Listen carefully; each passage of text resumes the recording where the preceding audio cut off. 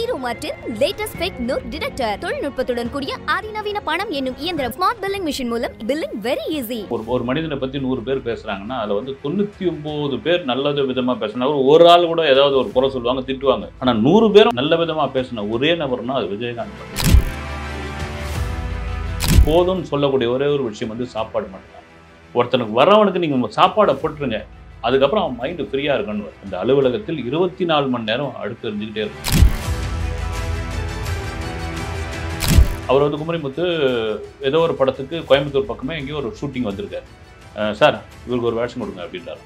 ஒரு மனுஷன் வாலண்டியாக வாயான்னு சொல்லி கேரக்டரே இல்லை போடு அப்படின்னு சொன்ன பிறகு அவர் சொல்கிற காரணம் என்னென்னா, ஒரு 3 நாள் வாடகை சரியாக போயிடும், இல்லைன்னா ஒரு 3 நாள் சாப்பாடு செலவுக்கு ஆகும் அப்படின்னு சொல்கிற ஒரு மனிதாபிமானம் எங்கே இருக்குது பாருங்கள். ஒரு சாதாரண நடிகராக வந்து ஒரு கட்டத்தில் வாய்ப்பு இல்லை, கிளம்பி போயிடலாம் நண்பான்றாரு. ஒரு பக்கம் வந்து விஜயகாந்த் வந்து வைரம் அப்படின்னா ராவத்தர் வந்து ஒரு தங்கம். ராவத்தர் கிட்ட சொல்றாரு, ஏவிஎம்லேருந்து கூப்பிட்றாங்கன்னா சரி விஜய் கிளம்பு, நல்லா திக்காக ட்ரெஸ் பண்ணிப்போ, ஏவிஎம் தான் பெரிய பெரிய கனவு, அது போங்கணும்னு வில்லனா நடிக்கிறீங்க அப்படின்றாங்க. மறுக்க முடியல. டேய் நீ ஹீரோ மெட்டீரியல்யா, நண்பனுடைய சொல்லை தட்டவே முடியல. திரும்ப ரொம்ப தயங்கி போய் ரொம்ப மன்னிப்புலாம் கேட்டு அந்த காசை திருப்பி கொடுத்துட்டு வராங்க. அந்த படம் வந்து முரட்டுக்காக சென்டிமெண்ட்லையும் அவர் சில விஷயங்கள்லையும் அவர் ஊறி போனவர். அவர் தேமுதிகனுடைய கட்சியை அறிவிக்கிறதுக்கு முன்னாடி ஒரு பத்திரிகையாளர் சந்திப்புக்கு இங்கிருந்து கூட்டு போனாங்க வேன் வச்சு. அது குன்றத்தூர்லேருந்து தான் தொடங்கினார். நன்றி மறக்காத இருக்கிறதுன்னு ஒரு இது இல்லையா, அது விஜயகாந்துக்கு நிறைய உண்டு. விசேஷிக்கப்ப என்னன்னா பெரிய பட வாய்ப்புகள்லாம் கிடையாது. சரி நம்ம ஆள் தான் படம் பண்ணுவோன்னு வேண்டா வெறுப்பா பண்ணுறாரு. சாட்சி சூப்பர் ஹிட், அதன் பிறகு வெற்றின்னு ஒரு படம், அதுதான் விஜய் அறிமுகம். உயிரோடு இருந்திருந்தால் ஒரு முதல்வராக ஒரு மாபெரும் எதிர்கட்சி தலைவராக கண்டிப்பாக இருக்குது. அது காரணம் என்னன்னா ஆளுமை தாங்க.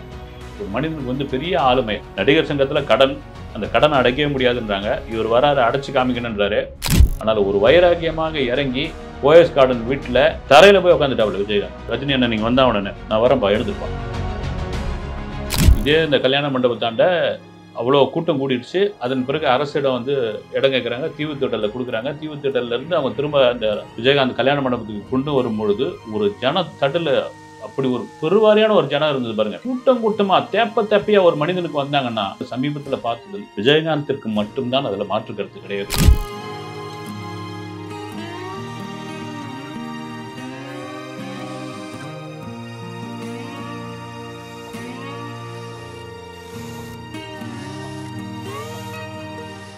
அக்காட் வாய்ஸ் நேயர்களுக்கு வணக்கம். நான் உங்கள் ரூபன். இன்று நம்மோடு இணைந்து இருக்கிறார் பத்திரிகையாளர், சினிமா விமர்சகர் செய்யார் பாலு அவர்கள். வணக்கம் சார். வணக்கம் சார். விஜயகாந்த் அவர்கள் வந்து மறைந்து 1 வருடம் ஆகிவிட்டது. அதுவும் இல்லாமல் இப்போ வந்து முதல் அஞ்சலி செலுத்த போகிறாங்க. ஸோ விஜயகாந்த் ஒரு பக்கம் வந்து அரசியல் தலைவராக இருந்தாலும் மறுபக்கம் வந்து சினிமா நடிகர்ல இருந்து தான் தொடங்கியிருக்காரு அவர் வாழ்க்கை பயணம்.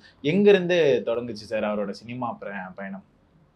விஜயகாந்தை பற்றி, அவரிடம் கேப்டன் விஜயகாந்தை பற்றி பேசாதவர்கள் யாருமே கிடையாது. வந்து அதுவும் அவர் மறைவுக்கு பிறகு வந்து தொடர்ச்சியாக பேசினவங்க இப்போ ஒரு 100 பேர் பேசியிருக்காங்கன்னா, ஒரு மனிதனை பற்றி 100 பேர் பேசுகிறாங்கன்னா அதில் வந்து 99 பேர் நல்ல விதமாக பேசினா ஒரு ஆள் கூட ஏதாவது ஒரு குறை சொல்லுவாங்க, திட்டுவாங்க. ஆனால் 100 பேரும் நல்ல விதமாக பேசின ஒரே நபர்னா அது விஜயகாந்த் மட்டும்தான். அதற்கான காரணம் என்னென்னா பல சம்பவங்கள் நம்ம சொல்லலாம். முதல் சம்பவம், அவர் சொல்கிற ஒரு விஷயம் என்னென்னா, நான் ஒரு பத்திரிகையாளராக, சினிமா பத்திரிகையாளராக அவரை சந்தித்த போது அவர் சொல்கிற என்ன, வேறு ஒன்றும் இல்லை, நம்ம போதும்னு சொல்லக்கூடிய ஒரே ஒரு விஷயம் வந்து சாப்பாடு மட்டும்தான். ஒருத்தனுக்கு வரவனுக்கு நீங்கள் சாப்பாடை போட்டுருங்க, அதுக்கப்புறம் அவன் மைண்டு ஃப்ரீயாக இருக்கணும். அதனால தான் பார்த்தீங்கன்னா வள்ளலார் அடுப்பு மாதிரி வந்து வடலூர் வள்ளலார் அடுப்பு மாதிரி அவருடைய அந்த ரோகிணி லாட்ஜுக்கிட்ட ராஜாபாதர் ஸ்ட்ரீட்டில் இருந்த அந்த அலுவலகத்தில் 24 மணி நேரம் அடுப்பு எரிஞ்சுக்கிட்டே இருக்கும். அதிலிருந்து தொடங்கின ஒரு நல்ல மனிதருடைய பயணம் தான் நீங்கள் சொன்ன மாதிரி சினிமா சார்ந்த விஷயம், பொதுவான விஷயம், சினிமா தொழிலாளர்கள் விஷயம் அடிக்கிட்டே போகலாம். அது இந்த சமயத்தில் ஒரே ஒரு உதாரணம் மட்டும் நான் சொல்கிறேன். வந்து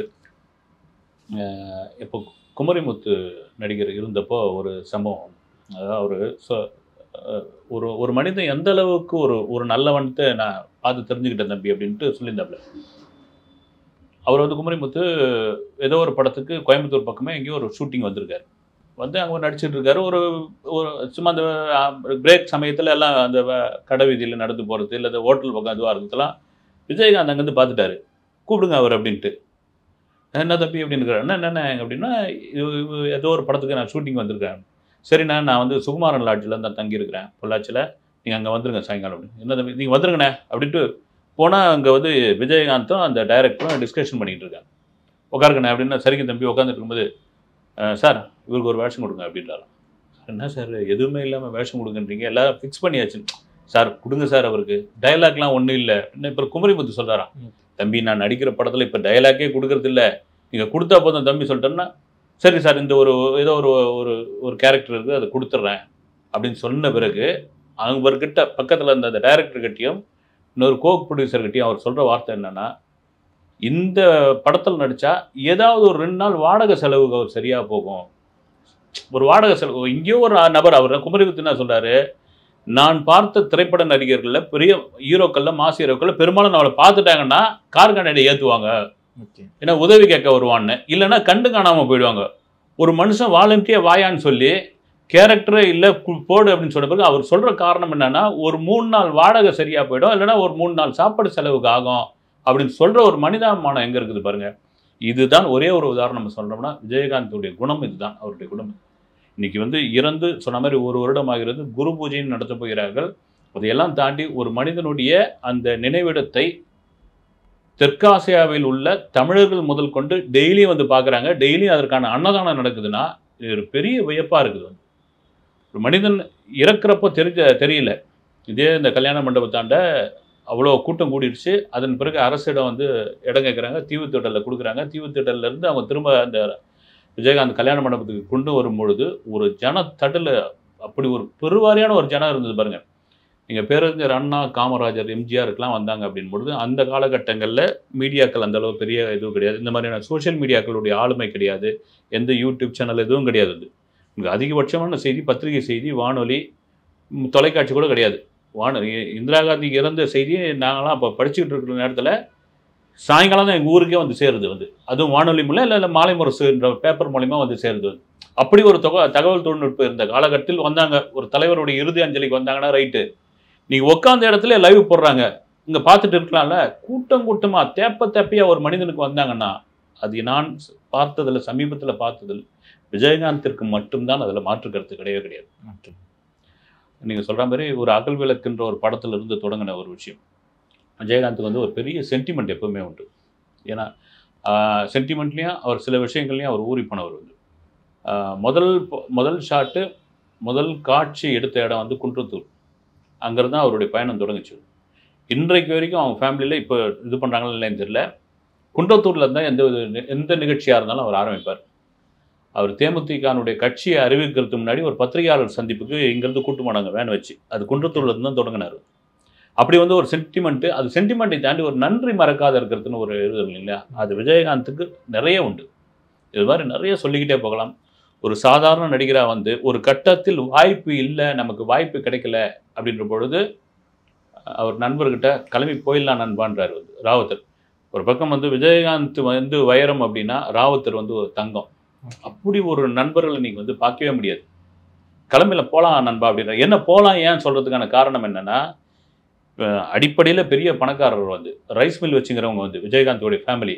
ஆனால் இங்கே சினிமாவுக்காக ஒரு கட்டத்தில் வாய்ப்பே இல்லைன்னு பொழுது அப்போல்லாம் எடுப்பு சாப்பாடுன்னுவாங்க. இப்போ தான் நமக்கு பார்சல் இதுவில் கட்டி தராங்க. அப்போ கேரியர் எடுத்து போனால் தான் சாப்பாடு கொடுப்பாங்க. ஓகே, அடுக்கு கேரியர் எடுத்து போனால் தான். அந்த சாப்பாடில் ஒரே ஒரு இதில் மட்டும் சாம்பார் வாங்கிக்கின்னு, ஆனால் மீதி 4 5 ஒயிட் ரைஸ் போடுங்கன்னு சொல்லிடுறது. ஒயிட் ரைஸை வச்சுருந்தேன். காலையில், மத்தியானம், நைட்டு தண்ணி ஊற்றி சாப்பிடுது.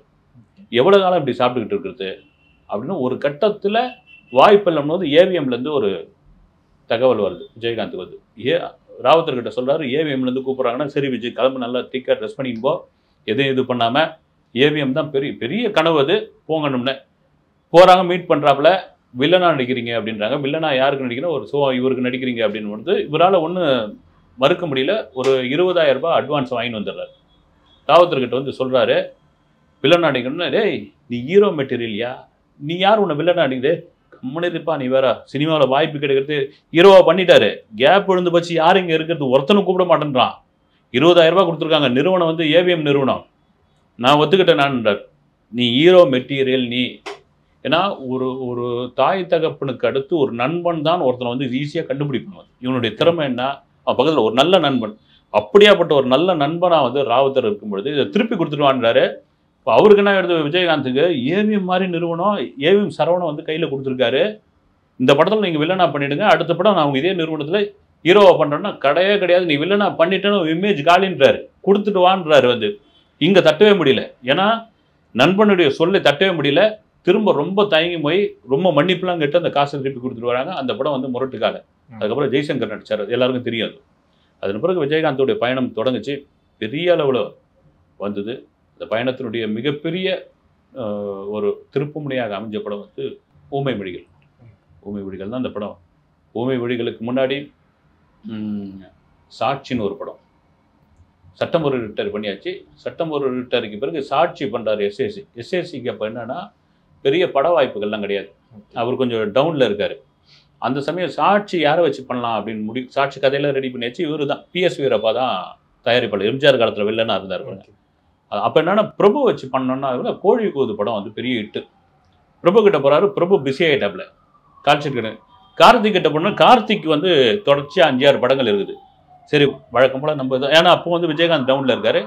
சரி நம்ம ஆள் தான் போய் படம் பண்ணுவோன்னு வேண்டாம் வெறுப்பா பண்ணுறாரு. சாட்சி சூப்பர் ஹிட்டு. அதன் பிறகு வெற்றின்னு ஒரு படம். அதே பிஎஸ் வீரப்பா தயாரிப்பில் எஸ்ஏ சந்திரசேகர் இயக்கத்தில் இவர் நடிக்கிறார். அதில் தான் விஜய் அறிமுகம். சின்ன பையனா ஒரு கோர்ட் சீனில் வருவாப்புல. இப்படி அவர் தொடங்கினதில் விஜயகாந்தோடைய அந்த திரை வாழ்வில் பெரும்பங்கு எஸ்ஏ சந்திரசேகர் உண்டு. அது மாற்று கருத்து இல்லவே இல்லை. வந்து இப்படி தொடங்கினார். ஒரு கட்டத்தில் கேப்டனாக மாறினார். கேப்டனாக மாதிரி அரசியலுக்குள்ளே வந்தார். இன்று நல்ல விதமாக உயிரோடு இருந்திருந்தால் ஒரு முதல்வராக ஒரு மாபெரும் எதிர்க்கட்சி தலைவராக கண்டிப்பாக இருந்திருப்பார். சார், இந்த சினிமா பயணத்தில் எடுக்கும் போது அவர் வந்து நடிகர் சங்க தலைவராக இருந்திருக்காரு. இப்போ நடிகர் சங்கத்தில் ஒரு நிறைய பிரச்சனைகள் இருக்கு. அந்த பில்டிங் கட்டுவதே ஒரு பிரச்சனையா இருக்கு. அந்த கட்டத்தில் இப்போ விஜயகாந்த் அவர்கள் அங்கே இருந்திருந்தாருன்னா என்ன நடந்திருக்கும் சார்? எனக்கு தெரிஞ்ச வரைக்கும் ஒரு பார்வையா பார்க்கும்போது ஒரு பார்வையா பார்த்தா அதில் எப்போ கட்டணம் எழும்பி அதில் வந்து வாடகை விட்டு அதில் இருக்கு. இப்போ அவங்க உள்ள அந்த ப்ரிவியூ தேட்டரு அப்புறமா வந்து காம்ப்ளெக்ஸ் எல்லாம் சொல்றாங்க இல்லைங்களா. நேரத்துக்கு வந்து அதுக்கு வந்து ஒரு வருஷ வாடகை வந்திருக்கும். வந்து நடிகர் சங்கத்துக்கு ஒரு பெரும் வருமானத்தை கொண்டு வந்து கொடுத்துருப்பாங்க. ஓகே, நீங்க அது காரணம் என்னன்னா ஆளுமை தாங்க. வந்து ஒரு மனிதனுக்கு வந்து பெரிய ஆளுமை. அந்த ஆளுமை குணம் தான். நடிகர் சங்கத்தில் கடன், அந்த கடனை அடைக்கவே முடியாதுன்றாங்க. இவர் வராரு அடைச்சி காமிக்கணுன்றாரு. பேசுறாங்க எல்லாரும். வந்து பேசி என்ன பண்ணுறாங்க, பெரிய அதாவது ரேஞ்சுக்கு தகுந்த மாதிரி ஹீரோக்கள் வந்து சம்பளம் ஒரு தொகையை கொடுக்கணும்னு முடிவு பண்ணுறாங்க. இப்போ 1 கோடி ரூபா வாங்குறவங்க இது கடைசி ஜூனியர் ஆர்டிஸ்ட் அவர் ஒரு 500 ரூபா வாங்குறாருன்னா அவருடைய பங்குக்கு ஒரு 20 ரூபா கூட போட்டோம்னு இது சரிப்பட்டு வராதுன்றாங்க. வந்து இல்லை விஜய் இது சரிப்பட்டு வராது. எல்லாருக்கும் ஒரு ஈகோ இருக்கும். அதை தாண்டி யாரும் கொடுக்க மாட்டாங்கன்னு சொல்லும் பொழுது தான் படம் பண்ணலான்னு ஒன்று முடிவு பண்ணுறாங்க. அப்போ வந்து ராதா ரவி தான் நடிகர் சங்கத்தில் இருக்கார். ராதா ரவி தான் அமீர்ஜான் டைரக்ஷனில் இவங்க எல்லாம் வேறு சத்யராஜ், கார்த்திக்கு, விஜயகாந்த் சேர்ந்து படம் பண்ணுற மாதிரி ஒரு ஐடியா. ஃப்ரீயாக நடிச்சு கொடுக்குற இளையராஜா இசையமைக்கல. ஆனால் ஈகோ கிளாஸில் ஏன்னா 3 பேருமே இப்போ சத்யராஜ், கார்த்திக்கு இவங்களாம் பீக்கில் இருக்காங்க. அந்த படம் அப்படியே ட்ராப் ஆகிடுது. அது ராதா ரவி தான். அதுக்கப்புறம் விஜயகாந்த் உள்ளே வராரு. வரும்பொழுது நடிகர் சங்கத்தை நீங்கள் கடனை அடைக்கவே முடியாதுங்க, உங்கள் காலத்தை அப்படியே ஓட்டிட்டு போயிடுங்கன்றாங்க. ஆனால் ஒரு வைராக்கியமாக இறங்கி கலை நிகழ்ச்சின்ற ஒரு டிசைன் பண்ணதே அவர் தான். வந்து அதில் என்னன்னா எப்படின்னா நீங்கள் சொல்கிற மாதிரி இப்போ ஆளாளுக்கு பேசுகிறாங்க நடிகர் சங்கம் இது யாருக்குறையும் அந்த கட்டடத்துடைய இதுவெல்லாம் கூட துருப்பிடிச்சு போச்சுலாம் சொல்லிட்டு இருக்காங்க. அவங்க உள்ளுக்குள்ளே என்ன எதுவும் நடக்கிறது இல்லை. ஒருவேளை விஜயகாந்த் இருந்திருந்தாருன்னா பெரும் ஆளுமையாக இன்றைக்கி நடந்திருக்கோம். அந்த விழாவை கூட சிங்கப்பூர் மலேசியாவில் நடக்கிற அந்த விழாவுக்கு நீங்கள் ரஜினி கமலை கூட கூப்பிட்டுலாம் ரஜினிலாம் கூப்பிடவே முடியாதுங்கன்னு சொல்லும் பொழுது போயஸ் கார்டன் வீட்டில் தரையில் போய் உட்காந்துட்டாப்புல விஜயகாந்த் தர்ணா பண்ணுற மாதிரி. ரஜினி அண்ணன் அப்படின்னு அண்ணன் தான் கூடுவார். ரஜினி அண்ணன் நீங்கள் வந்தா உடனே நீங்கள் வந்து விஜய் எழுந்துருங்க இல்லைண்ணே நீங்கள் வரேன்னு சொல்லுங்கண்ணே, நான் வரேன்ப்பா எழுந்திருப்பா அப்படின்னு சொன்ன பிறகு தான் எழுந்தாப்புல. அப்படியாப்பட்ட பெரும் ஆளுமை. ஒருவேளை அவர் இருந்திருந்தாலும் வச்சுங்க இந்த கட்டடம் இன்னும் பெரிய அளவில் வளர்ச்சி அடைஞ்சிருக்கும். சிறப்பான நேர்காணலுக்கு நன்றி சார். வணக்கம்.